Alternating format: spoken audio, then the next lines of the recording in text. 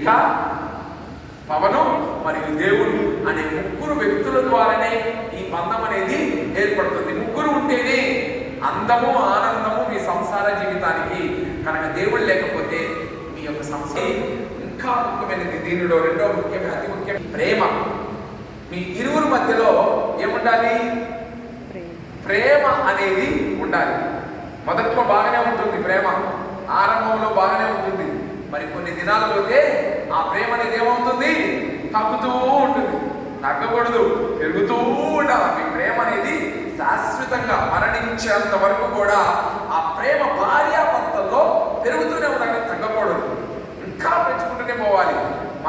మన ముసలోళం కావచ్చు, మన శరీరంలో ముడతలు పడవచ్చు, మనకు అనారోగ్యం కావచ్చేమో, అప్పుడు ఇంకా ఎక్కువ ప్రేమ చూపిస్తాను ప్రయత్నం. ఎందుకంటే నీ శరీరములో శరీరము, నీ భాగములో భాగము, మీరు ఇరువురు కూడా ఏక శరీరులు.